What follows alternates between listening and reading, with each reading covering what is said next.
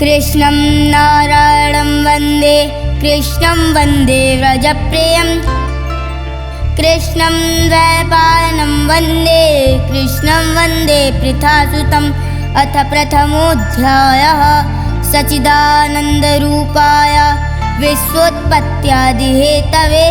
तापत्रयविनाशाय श्रीकृष्णाय वयं नुमः यं प्रव्रजन्तमनुपेतमपेतकृत्यं द्वैपायनो विरहकातरयाजुहाव पुत्रैति तन्मयतया तरवोऽभिनेदुस्तं सर्वभूतहृदयं मुनिमानतोऽस्मि नैमिषे सूतमासीनमभिवाद्य महामतिं कथामृतरसास्वादा कुशलः शौनकोऽब्रवीत् शौनक उवाच अज्ञानध्वान्तविध्वंस कोटिसूर्यसमप्रभा सूताख्यायि कथासारं मम कर्णरसायनं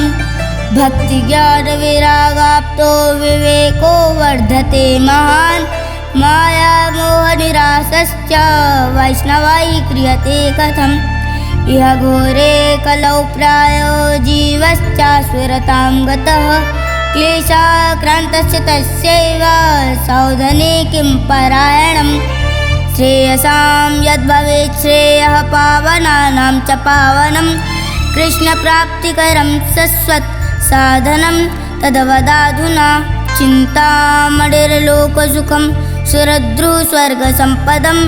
प्रयच्छति गुरुः प्रीतो वैकुण्ठं योगिदुर्लभं सूत उवाच प्रीतिः शौनकचित्ते ते यतो वच्मि विचार्य च सर्वसिद्धान्तनिष्पन्दं संसारभयनाशनं भक्त्योगवर्धनं यच्च कृष्णसन्तोषहेतुकं तदहं ते विधास्यामि सावधानतया शृणु कालव्यालमुखग्रास त्रासनिर्नाशहेतवे श्रीमद्भागवतं शास्त्रं कलौकेन भाषितम् एतस्मादपरं किञ्चिन् मनः शुद्धेन विद्यते जन्मान्तरे भवेत् पुण्यं तदा भागवतं लभेत् परीक्षिते कथां वक्तुं सभायां संस्थिते सुखे सुधाकुम्भं गृहीत्वैव देवास्तत्र समागमन् सुखं नत्वा वदन् सर्वे स्वकार्यकुशलाः सुराः कथासुधां प्रयच्छस्व गृहीत्वैव सुधामिमाम् एवं विनिमये जाते सुधाराज्ञा प्रप्रीयतां प्रभाष्यामो वयं सर्वे श्रीमद्भागवतामृतं वसुधा क्व कथा लोके क्व काचः क्व बलिर्महान् ब्रह्मरातो विचारेवं तदा देवान् जहासः भक्तास्ताश्च विज्ञाय न ददौ स कथामृतं श्रीमद्भागवती वार्ता सुराणामपि दुर्लभा राज्ञो मोक्षं तथा वीक्ष्य पुराधातापि विस्मितः सत्यलोके तुलां बद्ध्वा तोलयत् साधनान्यजा लघून्यन्यानि जातानि गौरवेण इदं महत् तदा ऋषिगणाः सर्वे विस्मयं परमं ययुः मन्यरे भगवद्रूपं शास्त्रं भागवतं कलौ पठनात् श्रवणात् सद्यो वैकुण्ठफलदायकं सप्ताहेन श्रुतं चैतत् सर्वथा मुक्तिदायकं सनकाद्यैः पुरा प्रोक्तं नारदाय दयापरैः यद्यपि ब्रह्मसम्बन्धात् श्रुतमेतत् सुरर्षिणां सप्ताहश्रवणविधिः कुमारस्तस्य भासितः शौनक उवाच लोकविग्रहमुक्तस्य नारदस्य स्थिरस्य च विधिश्रवे कुतः प्रीतिः संयोगः कुत्र तैः सह सूत उवाच अत्र ते कीर्तयिष्यामि भक्तियुक्तं कथानकं सुखेन मम यत्प्रोक्तं रहस्यं विचार्य च एकदा हि विशालायां चत्वारः ऋषयो मलाः सत्सङ्गार्थं समायाता ददृशुस्तत्र नारदं कुमारा ऊचुः कथं ब्रह्मन् दीनमुखः कुतश्चिन्तातुरो भवान् त्वरितं गम्यते कुत्र कुतश्चागमनं तव। इदानीं शून्यचित्तोऽसि गतवित्तो यथा जनः तवेदं मुक्तसङ्गस्य नोचितं वद कारणम्। नारद उवाच अहं तु पृथिवीं यातौ ज्ञात्वा सर्वोत्तमामिति पुष्करं च प्रयागं च काशीं गोदावरीं तथा हरिक्षेत्रं कुरुक्षेत्रं श्रीरङ्गं सेतुबन्धनम् एवमादिषु तीर्थेषु भ्रममाणा इतस्ततः नापश्यं कुत्रचिच्छरम मनः सन्तोषकारकम् कलिना धर्ममित्रेण धैर्यं बाधिताधुना सत्यं नास्ति तपः शौचं दयादानं न विद्यते उदरं मलिनो जीवा वराकाः कूटभाषिणः मन्दाः सुमन्दमतयो मन्दभाग्या युवत्रुताः पाखण्डनिरताः सन्तो विरक्ताः सपरिग्रहाः तरुणीं प्रभुतागे श्यालको बुद्धिदायकः कन्या वितृणो लोभात् दम्पतीनां च कल्कनम् आश्रमाय वनैरुद्धास्तीर्थानि सरितस्तथा देवतायतनान्यत्र दुष्टर्नष्टानि भूरिशः न योगी नैव सिद्धो वा न ज्ञानी सत्प्रियो नरः कलिदावानलेनाध्य साधनं भस्मतां गतम् अट्टशूला जनपदाः शिवशूला द्विजातयः कामिन्यः केशशूलिन्यः सम्भवन्ति कलाविहा एवं पश्यन् कलेर्दोषान् पर्यटन् नवदिमहं यामुनं तटमापन्नो यत्र लीला हरेरभूत् तत्राश्चर्यं मया दृष्टं श्रूयतां तन्मुनीश्वराः एका तु तरुणी तत्र निशरणा खिन्नमानसा वृद्धौ द्वौ पतितौ पार्श्वे निःश्वसन्तावचेतनो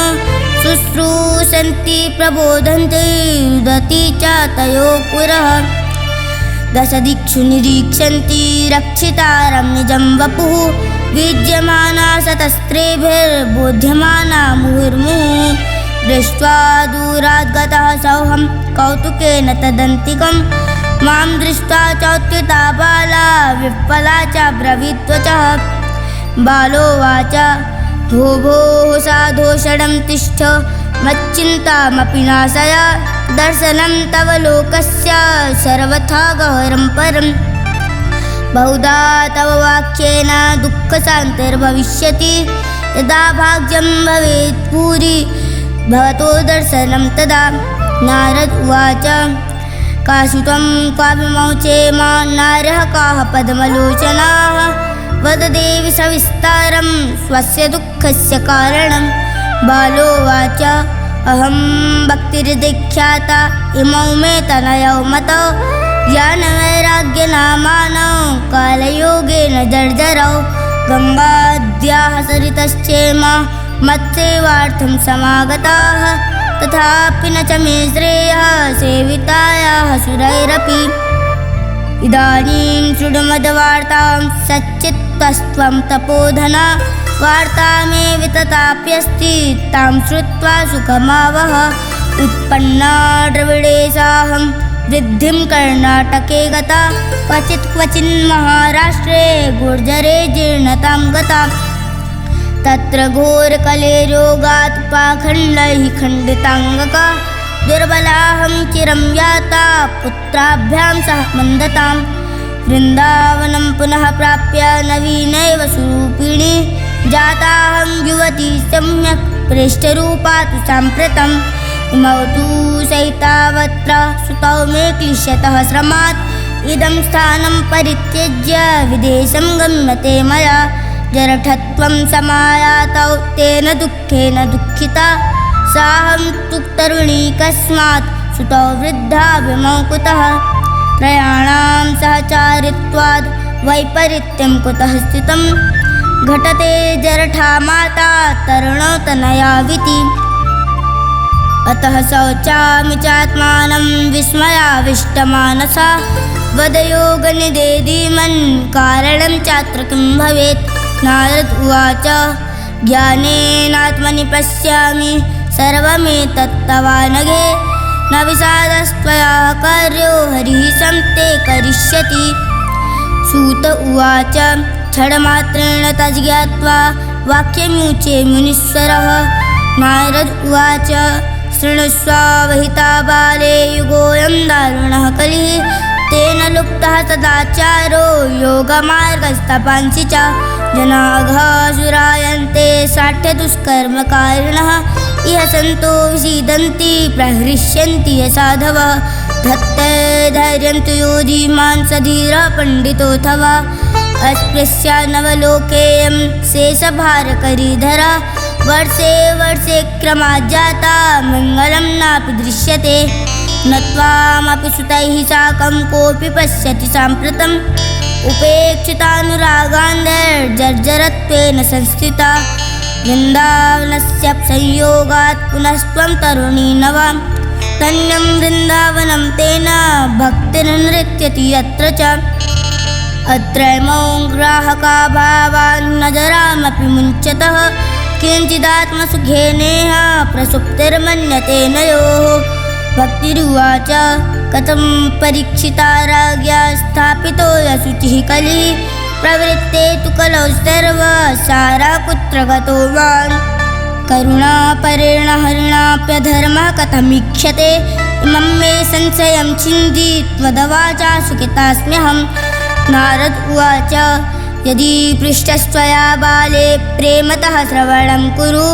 सर्वं वक्ष्यामि ते भद्रे कस्मलं ते गमिष्यति। यदा मुकुन्दो भगवान् क्षमां त्यक्त्वा स्वपदं गतः तद्दिनात् कलिरायातः सर्वसाधनबाधकः दृष्टो दिग्विजये राज्ञा दीनवच्छरणं गतः न मया मारणीयोऽयं सारङ्गैव सारभुक् यत्फलं नास्ति तपसा न योगेन समाधिना तत्फलं लभते सम्यक् कलौ केशवकीर्तनात्। एकाकारं कलिं दृष्ट्वा सारवत्सारनीरसं विष्णुराधः स्थापितवान् कलिजानां सुखाय च कर्माचरणात् सारः सर्वतो निर्गतोऽधुना पदार्थाः संस्थिता भूमौ बीजहीनास्तु सायधा विप्रैर्भागवती वार्ता गेहे गेहे जने जने कारिता कर्णलोभेन कथासारस्ततो गतः अत्युग्रभूरिकर्माणो नास्तिकारौरवाजनाः तेऽपि तिष्ठन्ति तीर्थेषु तीर्थसारस्ततो गतः कामक्रोधमहालोभ तृष्णावाकुलचेतसः तेऽपि तिष्ठन्ति तपसि तपः सारस्ततो गतः मनसश्चादयालोभात् दम्भात् पाखण्डसंश्रयात् शास्त्रानभ्यसनाच्चैव ध्यानयोगफलं गतं पण्डितास्तु कलत्रेण रमन्ते महिषा इव पुत्रस्योत्पादने दक्षा अदक्षा मुक्तिसाधने न हि वैष्णवता पुत्र सम्प्रदायपुरःसरा एवं प्रलयतां प्राप्तो वस्तुसारस्थले स्थले अयं तु युगधर्मो हि वर्तते कस्य दूषणम् अतस्तु पुण्डरीकाक्षः सहते निकटे स्थितः। सूत उवाच इति तद्वचनं श्रुत्वा विस्मयं परमं गता भक्तिरुचे वचो भूयः श्रूयतां तच्च शौनक। भक्तिरुवाच सुरर्षे त्वं हि धन्योऽसि मदभाग्येन समागतः साधूनां दर्शनं लोके सर्वसिद्धिकरं परं जयति जगति मायां यस्य कायाधवस्ते वचनरचनमेकं केवलं चाकलय्या ध्रुवपदमपि यातो यत्र पातो ध्रुवोऽयं सकलकुशलपात्रं ब्रह्मपुत्रं नतास्मि। जय जय श्रीपद्मपुराणे उत्तरखण्डे श्रीमद्भागवत माहात्म्ये भक्तिनारद समागमो नाम प्रथमोऽध्यायः।